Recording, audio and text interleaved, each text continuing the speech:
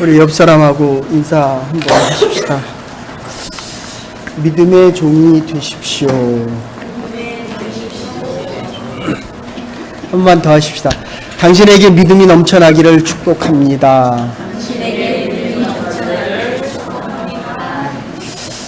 지난주에 성경 공부를 마치고 나왔을 때 참 기쁜 사람을 만나게 됐습니다.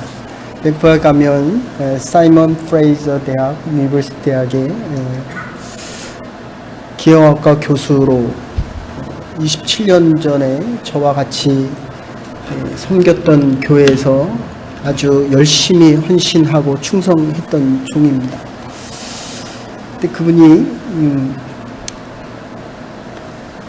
대학을 가면 그 정교수 테뉴어를 받는 제도가 있습니다. 그 테뉴어를 받기 위해서 한 3년에서 4년 정도를 거의 2시간, 3시간을 자고 연구에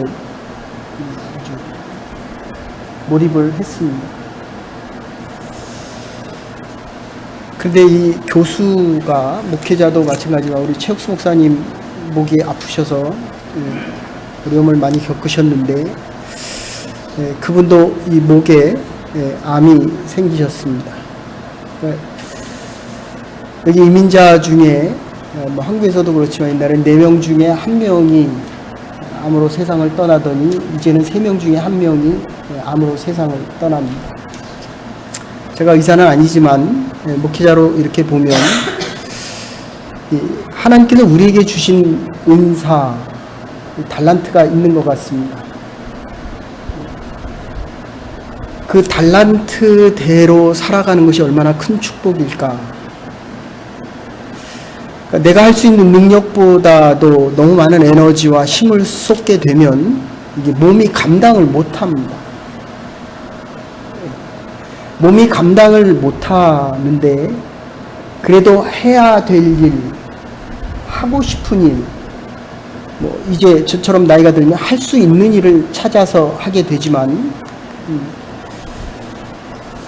그런데 같이 식사를 하면서 얘기를 나눈 후에 그분이 하시는 일은 옛날부터 로봇이 전공입니다. 로봇이 전공인데 일평생 한 번도 일어나 보지 못한 분들에게 로봇의 옷을 입히면 그분이 걷기를 시작합니다.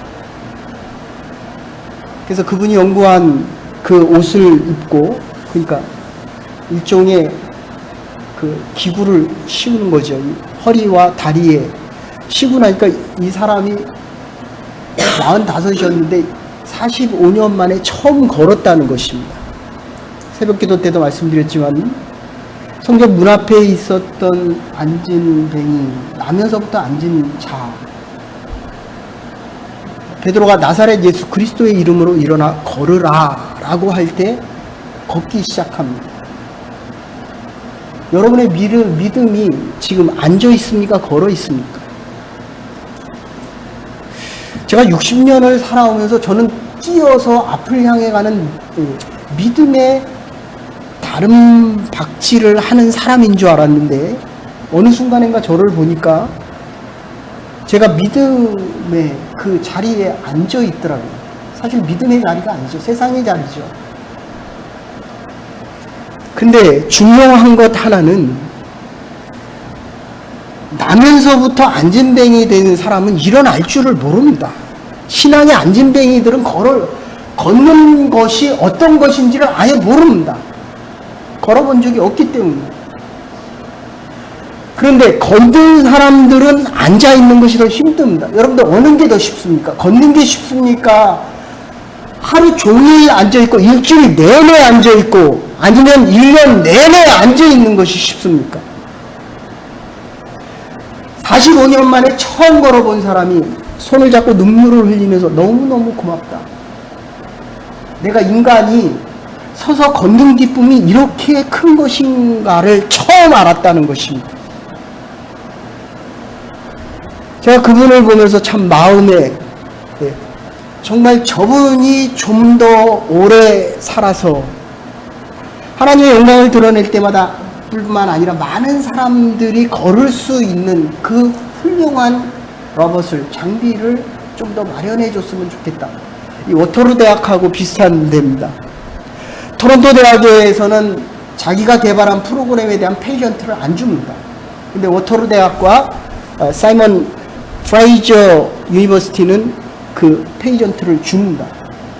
그래서 제가 속으로 그렇게 기도했습니다. 하나님, 저 사랑하는 아들이 더 많은 사람들에게 큰 위로와 힘이 될 수 있도록 건강을 좀 지켜 주십시오. 아픈 사람에게 힘을 주고 능력을 주는. 그 아내가 얼마나 열심히 기도했는지 아내가 병자가 됐어요. 아내가. 그래서 기도하면서 그렇게 간청했습니다. 하나님, 저들에게 이 병을 이겨나갈 수 있는 믿음을 주시옵소서.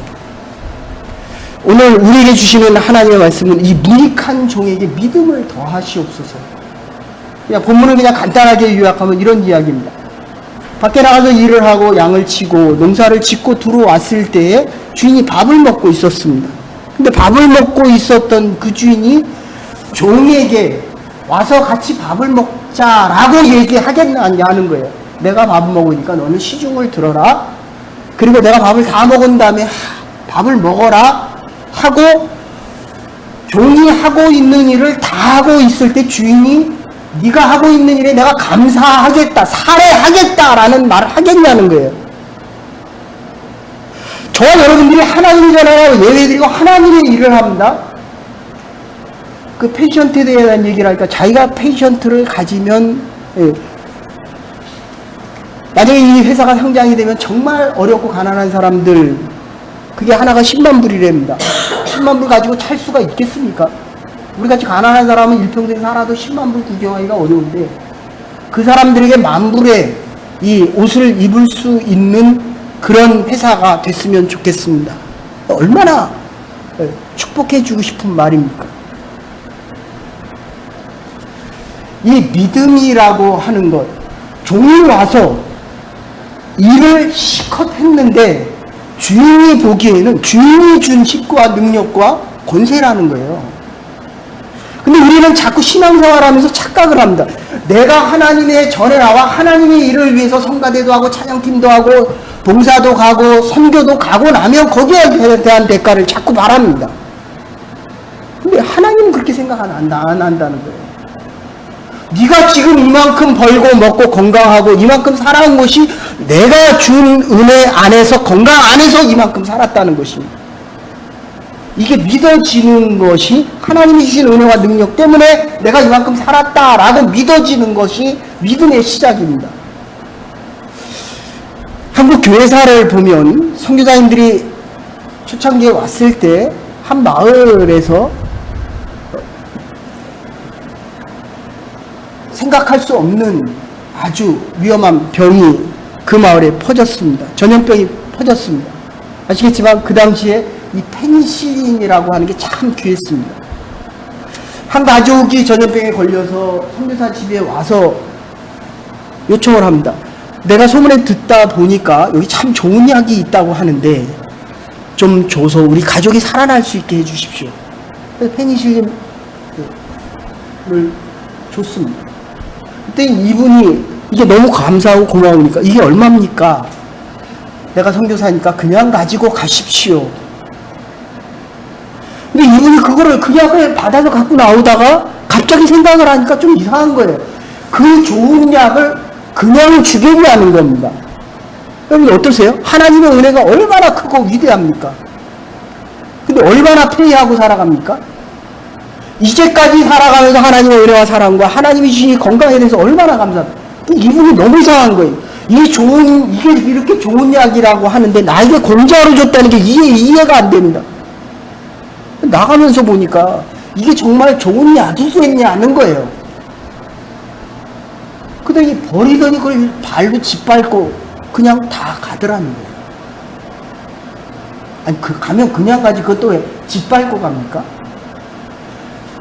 이게 믿음이라는 겁니다.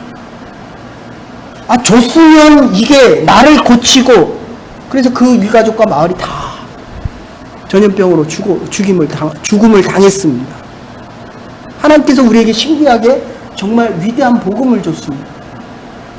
우리가 인생을 살아가면서 얼마나 이 신약과 구약에 대한 능력과 하나님에 대한 역사를 믿으며 살아갑니까? 폴 투르니에라고 하는 신학자이면서 의사, 정신과 의사 몇 명이 지은 책이 있습니다. Are you nobody? 넌 정말 하지 않은 사람이다. 그러니까 인간의 성장에 대한 얘기를 3단계로 이야기합니다. 첫째는 망설임의 단계입니다. 자신만이 아는 비밀의 세계에 대한 이야기를 합니다. 말도 못하는 아이들이지만 그 아이들이 자라난 것을 가만히 관찰해 보면 자기만의 비밀을 가지려고 합니다. 자기 것입니다. 어떻습니까? 내 거 가지면 남이 가져가면 애가 웁니까? 안 웁니까? 요 내 거를 누가 건드리는 게 그렇게 싫습니다. 엄마도 내 엄마여야 됩니다. 제가 우리 아이를 손을 이렇게 잡으니까 손을 탁 치더라고요. 그러더니 엄마 손만 잡습니다. 엄마만이 나의 엄마예요. 엄마만이 나의, 자기의 아빠만이 자기의 아빠입니다. 요 망설임 속에서 나만 알고 있고 나만 생각하고 나만 가지고 있는 것, 내 것이어야만 행복하다는 겁니다. 교회도 그래요. 이 교회는 내 교회여야만 좋습니다.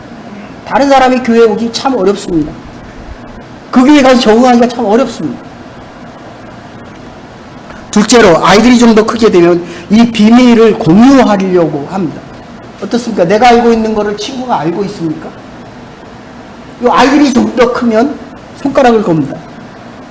이거 내가 아는 비밀이야. 나만이 아는 비밀이야. 하고 손가락을 걸고 너와 내가 알고 있는 이 비밀에 대해서 아주 짜릿한 행복을 느낍니다. 요거를 친구 사이의 우정이라고 이야기합니다. 너와 내가 알고 있는 것을 사랑이라고 표현하기도 합니다.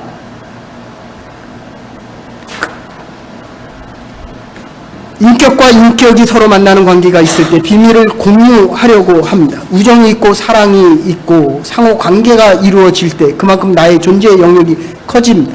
세 번째 단계가 되면 성장하고 성숙하게 되면 초월적인 존재에 대한 인식을 하게 됩니다. 하나님과 나 사이의 비밀, 너와 나 사이의 이 친구의 비밀이 하나님과 나 사이의 비밀로 바뀌는 것입니다.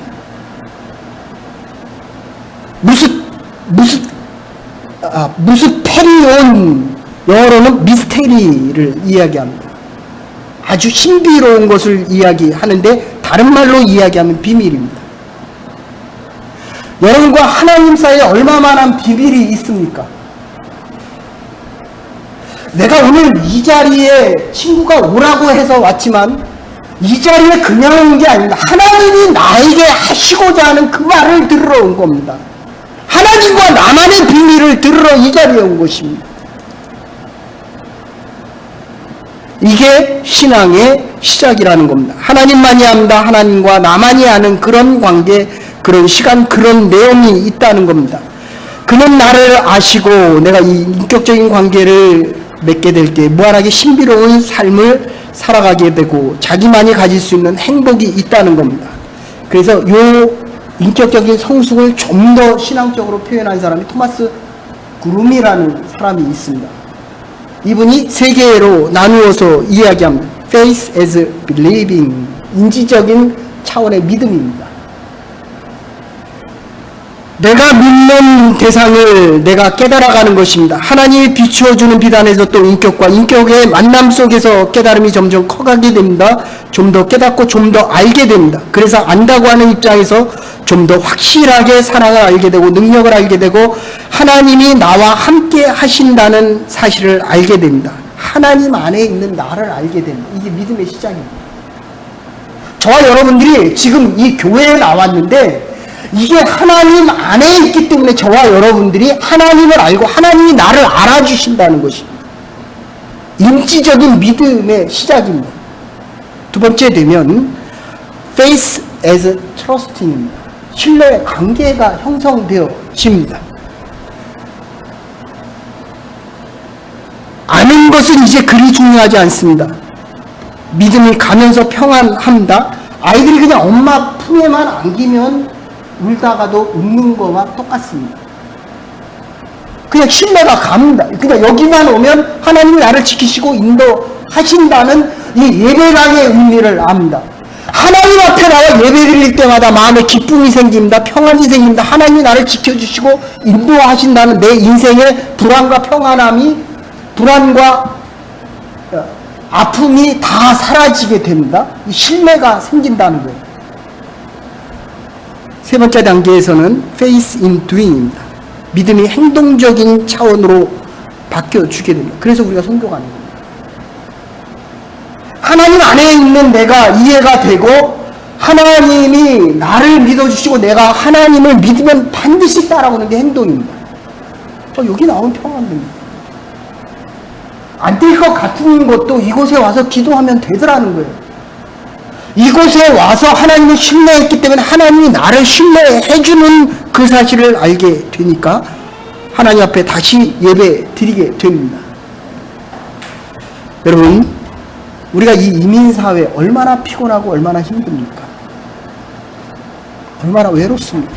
얼마나 고독합니까? 알아주는 사람이 없습니다. 근데 깊은 내면을 따져보면 믿음이 없는 거예요. 믿을 사람이 없는 거예요. 내가 믿을 사람이 누가 있습니까? 이 외로운 이민사회에서 누가 나를 믿어줍니까?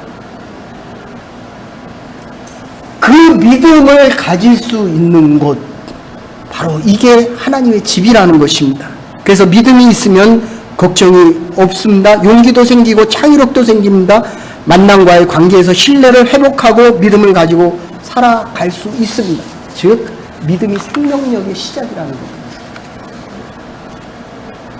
살아있는 하나님의 사람들, 좀 살아있는 시체처럼 살아가는 저와 여러분의 인생이 아니라 하나님이 나를 믿어주고 내가 하나님을 믿기 때문에 내가 움직일 수 있어야 된다는 거예요.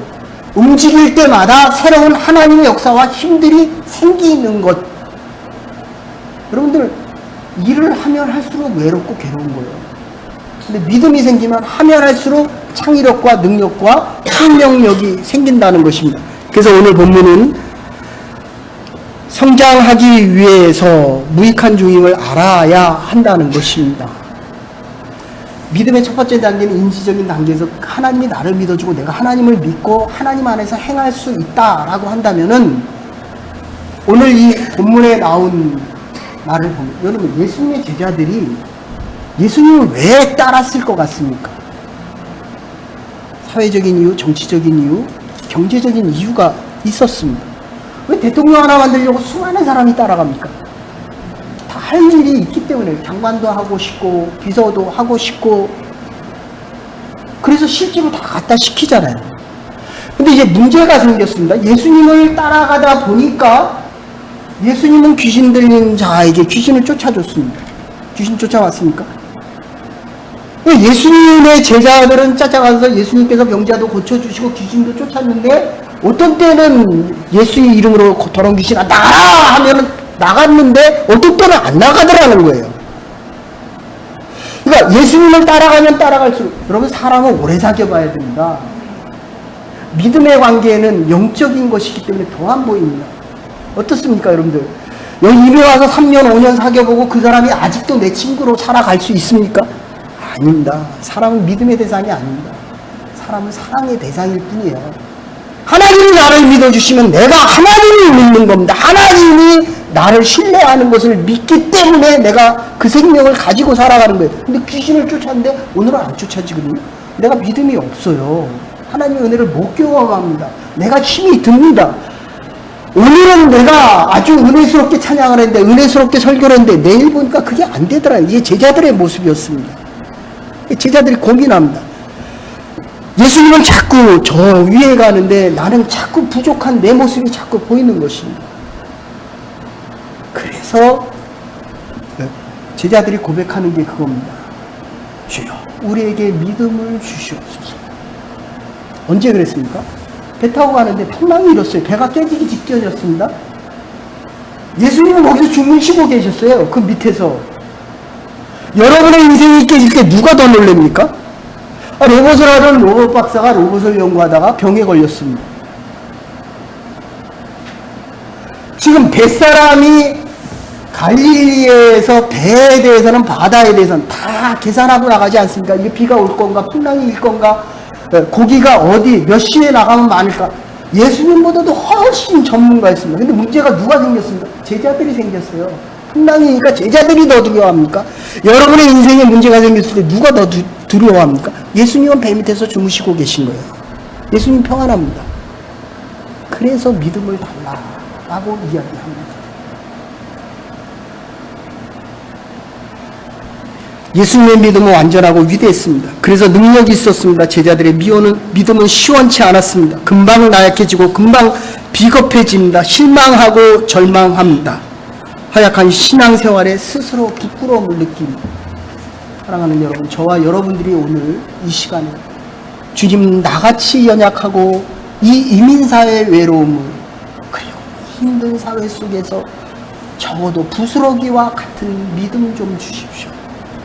이 한 주간도 믿음으로 승리하며 살아갈 수 있게 해주십시오. 이 믿음 때문에 내가 주의 전을 끊임없이 찾으며 하나님의 일을 해나갈 수 있는 하나님의 사람으로 변화되어지기를 원합니다. 이 믿음의 고백이 저와 여러분에게 함께하기를 주의 이름으로 축원합니다. 믿음이 있어야 돼요. 믿음. 예? 내가 내 일을 하는데 내가 안 믿어져요. 제자들이 고기를 잡으러 갔는데 풍랑이니까 흔들리더라는 거예요.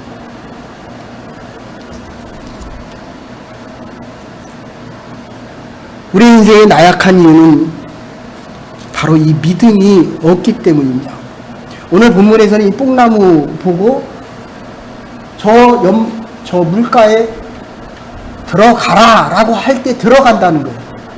근데 마태복음에서는 뭐라고 얘기하냐면 마태복음 17장 20절에 너희가 만일 믿음이 한 겨자씨만 아주 작은 이 겨자씨만큼만 있어도 저리로 가라고 그러면 가겠다는 거예요. 마가복음 11장 23절에서는 이렇게 이야기합니다. 너희가 누구든지 저와 여러분 누구든지 목사와 장로와 처음 나온 사람과 심지어 예수를 모르는 누구든지 이 산에서 뽑혀져 저리로 가라고 할 때에 그 말하는 것을 믿고 의심하지 않으면 그대로 됩니다. 아멘? 그대로 된다는 거예요. 의심하지 않고 이 믿음만 있으면 믿음대로. 그런데 움직이지, 믿음이 있으면 움직이지 않는 것도 움직입니다. 그 로봇 박사가 28년 전에, 그러니까 지금부터 24년 전입니다. 지금 논문을 마치고 그리고 대학을 가야 되는데 이 논문이 진행이 안 되면 그러면 거버먼트에서 나오는 2,000불씩 나오는 돈이 안 나옵니다. 가난한 가난한 학생이었기 때문에 로봇 잡고 기도했어요. 로봇이 멈춰버렸어요.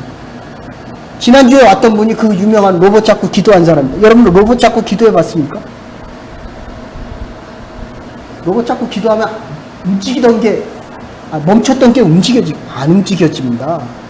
처음엔 믿음 가지고 그래서 스페셜리스트 한 번 오면 몇십만 원씩 줘야 되는 몇천 불씩 줘야 되는 그 사람을 불렀습니다. 또 안 움직였습니다. 그 다음에 또 더 스페셜리스트 한 번 오는데 2만 불 또 안 움직였습니다. 그 다음에는 10만 불 주는 사람을 또 안 움직였습니다. 근데 10만 불짜리 못 불렀습니다. 돈이 없어. 목사님 나 돈이 없어요. 그럼 기도하자. 그럼 붙잡고 기도했습니다. 자기도 만졌고 더 스페셜리스트가 와서 그 부분을 봤는데 안 움직였던 것이 그날 기도하는데 갑자기 머리가 아주 인사이트가 생기더니 이 부분을 다시 건드렸다는 거예요. 이미 건드렸던 부분입니다. 근데 움직이더라고요. 사랑하는 여러분, 저와 여러분의 믿음으로 하나님의 교회가 새 힘을 얻고 믿지 않는 사람들이 주의 전에 나오고 여러분들의 삶의 변화를 통해서 새로운 일들과 새 역사가 시작되어지기를 주의 이름으로 간절히 소원합니다. 이게 믿음입니다.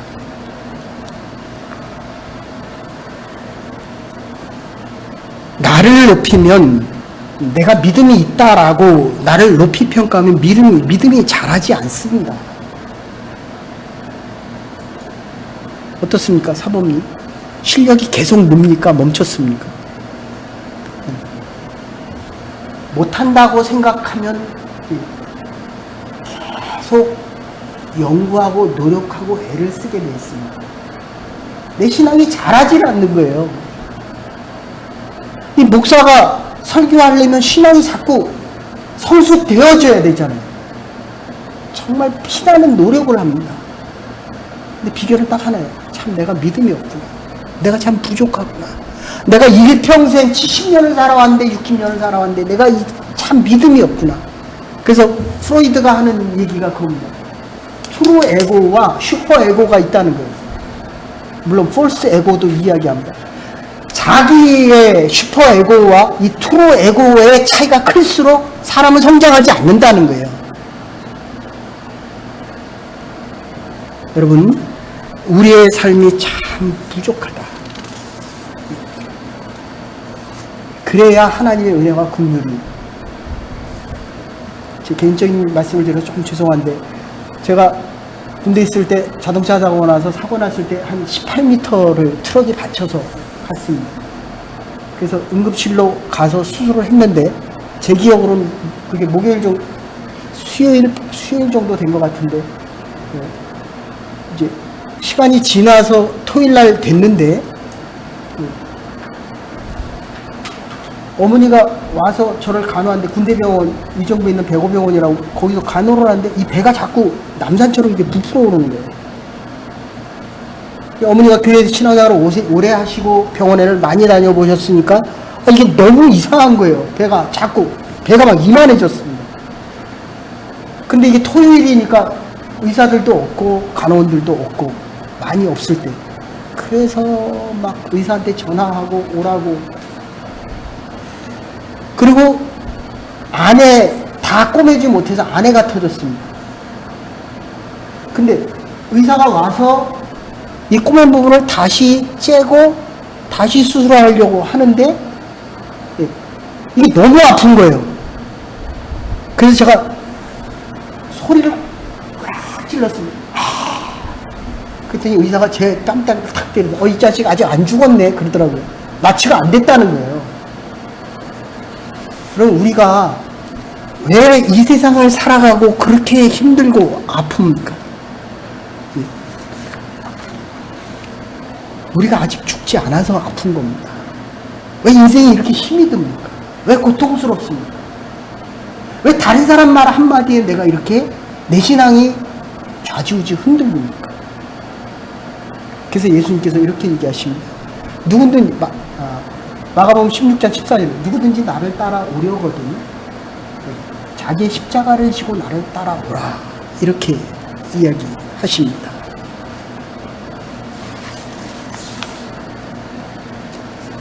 우리가 이렇게 아픈 곳이 많은 것은 아직 덜 죽어서 그렇습니다. 죽어야 할 만큼 죽지 못해서, 완전히 죽지 못해서 고민이 많고 고통이 많은 것입니다. 십자가 말만 했지 언제 십자가를 져본 적이나 있습니까? 가까이 가본 적도 없습니다. 고민이 그칠 날이 없습니다. 이게 우리의 신앙의 문제라는 것입니다. 덜 죽어서 믿음이 안 자라고 있다는 것입니다. 나를 십자가에 완전히 못 박아 버려야 비로소 겨자씨만한 믿음, 온전한 믿음을 소유할 수 있는데 이게 안 되고 있다는 것입니다. 여러분, 우리의 삶은 주인에게, 예수께 완전히 헌신되고 팔려온 삶이라는 것입니다. 절대적인 노예입니다. 아무것도 선택할 자유가 없습니다. 심지어 죽는 자유도 없습니다. 절대 순종만이 있을 뿐입니다. 종의 능력도 지혜도 순종도 다 주인에게서 얻어지는 것입니다. 주인의 뜻이 너의 뜻이고 주인의 생각이 너의 생각일 뿐입니다. 더 나아가서는 칭찬이나 사례 또한 있을 수 없다는 것입니다. 주인만을 기뻐하고 주인만을 사랑할 수 있어야 됩니다. 그래서 오늘 본문대로 나는 무익한 종이라고 고백할 때에 믿음이 자라나게 된다는 것입니다. 당연히 해야 할 일을 하지 않으면 하지 말아야 할 말을 하게 됩니다. 말이 많다는 것은 해야 할 일을 하지 않는다는 것입니다. 번민이 많다는 것은 말만 하기 때문입니다. 행동으로 옮겨질 때 마음이 단순해지고 생각이 정리되는 것입니다.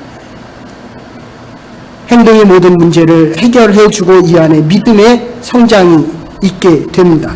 그래서 키에르케고르 말 중에 죄의 반대는 믿음이고 믿음은 순종에 있다는 것입니다. 주님이 하는 그대로 순종해야 되는 겁니다. 마태복음 18장 21절에 보면 예수님께서 1만 달란트, 1달란트가 금으로 한 32kg 정도 됩니다. 한 160만 불 정도 되는 금액이에요. 그러니까 뭐 10,000달란트 되면 어마어마한 돈입니다. 근데 그거를 예수님께서 용서를 해주셨습니다. 근데 나오다가 나한테 기분 나쁘게 말한 그 사람 하나 보고 내가 용서를 못하는 겁니다. 30일치 성경에는 100데나리온입니다. 1데나리온은 하루 품삯이니까 100데나리온 정도 되면 30일 정도 일한 겁니다. 예수님이 주인이 10,000달란트를 용서해 줬는데 100데나리온 빚진 자를 보고는 화를 내면서 그 빚을 갚으라 라고 이야기합니다. 믿음이 자라려고 하면 긍휼이 있어야 됩니다. 내가 너에게 이 많은 것을 용서했는데 너는 100데나리온 빚진 자를 용서하지 않느냐라고 주님이 다시 묻고 있습니다. 마땅히 해야 할 일을 할 때 여기서 믿음이 자랄 수 있다는 것입니다. 용서받았기 때문에 우리는 용서를 해야 합니다. 우리의 원망은 보상은 바라는 마음에서 시작됩니다. 보상을 바라는 마음은 우리의 수고를 헛수고로 만들게 됩니다. 받기만 하면 노예가 되고 주되 무엇인가를 되돌려 받고자 하면 우리는 또다시 죄의 노예로 빠지게 된다는 것입니다. 2차 세계대전에 히틀러가 너무 많은 사람들을 죽일 때 그들이 지하실에 숨어 들었을 때 나중에 지하실에서 발견된 그 말의 구절들이 이런 구절이 있습니다. 나는 태양을 믿는다. 여기에 이 지하실의 빛이 비치지 아니하여도 나는 사랑을 믿는다. 그것이 표현되지 아니할지라도 나는 하나님을 믿는다. 그분은 아무 말이 없으시더라도 나는 그분을 믿는다. 2000년 전에 2000년대에 들어서기 전에 중국에 보면 사냥개들이 호랑이와 싸우는, 호랑이를 모는 장면이 있었습니다. 여러분들 사냥개가 어떻게 호랑이를 몹니까? 근데 그 뒤에 보니까 주인이 있더라고요. 사랑하는 여러분, 여러분의 인생이 이 인민의 삶에서 힘들고 어렵더라도 수많은 사탄의 계력들과 많은 책략들이 우리를 향해 달려오더라도 주인 되시는 예수 그리스도와 여호와 하나님 되심이 있기 때문에 이 한 주간도 2019년의 남은 날들도 힘써 믿음의 용사답게 싸우며 세상을 향해 달려나가며 믿음의 승리자로 살아갈 수 있는 하나님의 사람들이 될 수 있기를 주의 이름으로 축원합니다. 사랑과 은혜가 많으신 여호와 하나님, 오늘 주 앞에 나와 예배드린 하나님의 백성들을 기억하여 주시고 나는 무익한 종이오니 나에게 믿음을 허락하여 주시옵소서. 믿음을 가지고 이 세상을 이겨나가는 하나님의 백성들과 하나님의 교회가 될 수 있도록 저에게 은혜와 긍휼을 베풀어 주시옵소서. 예수 그리스도의 이름으로 감사 기도 올리옵나이다. 아멘. 오늘 주신 말씀 생각하면서 찬송가 357장을 하나님 앞에 드리시겠습니다. 357장입니다.